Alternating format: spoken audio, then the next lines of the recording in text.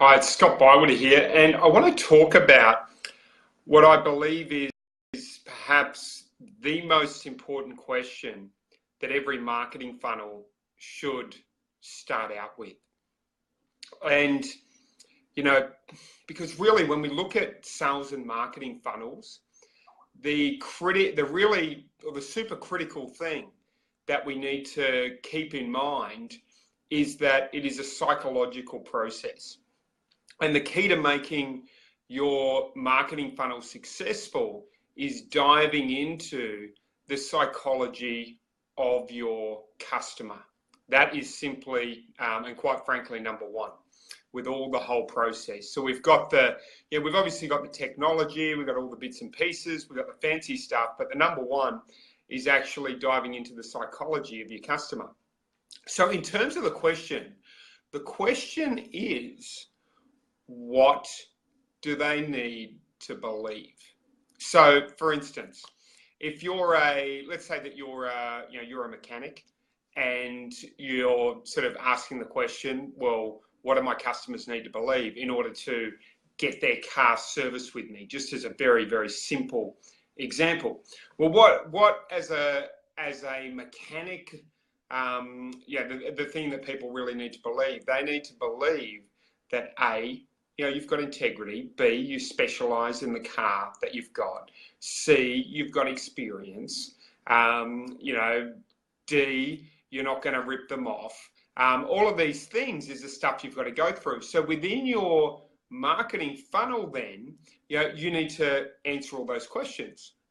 So you might start off, and I'm using a mechanic as an example, but obviously take this and apply it to whatever business that you have. So you may start off with something as simple as a free report on how to choose a mechanic for, let's imagine that you're doing it for for a specific type of business. So let's say you service Mercedes or something. How to choose a mechanic that services Mercedes. So you start off with this sort of an angle, this sort of a hook. And then you go through, and maybe the first thing is an introduction. The first email, you're telling a bit of a story about yourself, and you're explaining exactly how you actually work and how you got into it, and you're developing a connection. You're introducing them to your family, all that sort of thing. In those introductory emails is what you're doing. Then you're answering. Then you're going through and you're answering all those questions which explain what they actually need to believe. So that's where you want to do. So what I would encourage you to do, no matter what business you're in, you might be an accountant, you might be a business coach, you may have you may be a web designer, whatever business that you're in, sit down, right now and ask the questions. What do my customers need to believe in order to trust me and give me their business? Just write that down. What do my customers need to believe in order to trust me and give me their business? And then write a list, 1, 2, 3, 4, 5, 6, 7, 8, and then use that as the foundation of your actual sales funnel. So take that and use it and say, okay, they need to believe 1, 2, 3, 4, 5, 6, 7, 8.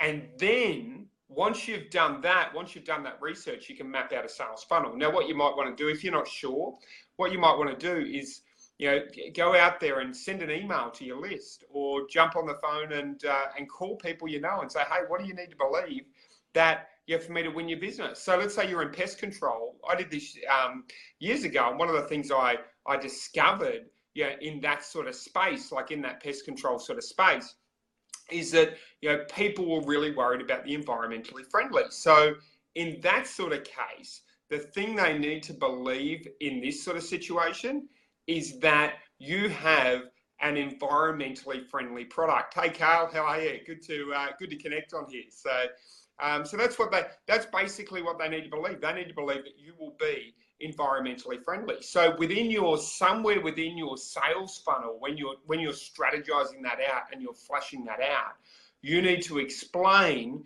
and walk through why you're environmentally friendly. Because really, when we look at it, yeah, in many ways, what a sales funnel is, as such, it is a big long sales letter, that's broken up into pieces. So if I do, let's say, a product launch, I've done many six-figure product launches with people with large size email lists, and I will break it up, and I'll break it up into the full message, and then I'll break that up into many emails. Now, when we're doing a sales funnel, we're doing the same sort of thing.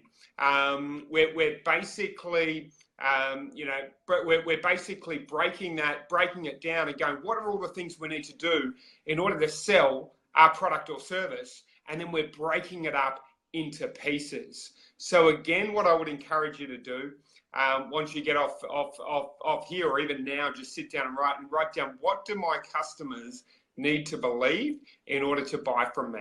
What do they need to, if I'm a financial planner, what do they need to believe in order for me to win their business? They need to believe that I'm trustworthy. They need to believe that I know what I'm talking about. They need to have social proof that other people have used me and gotten benefits from me. Yeah, they need to believe all of these different things. They need to know that I'm different to the next guy. They need to know that I'm not taking a commission and taking a massive chunk for doing virtually zero work. I need to explain all of that to them in order to win their trust. So there's certain things that I basically need to do in order to win their trust, because really, all a sales funnel is it's a game of winning trust. That's basically what we're looking to do. How do we take someone from, I do not trust you at all, I do not know you from a bar of soap, into, I swear by this person? And what are the steps? What are the things I need to know in order to get that sort of traction?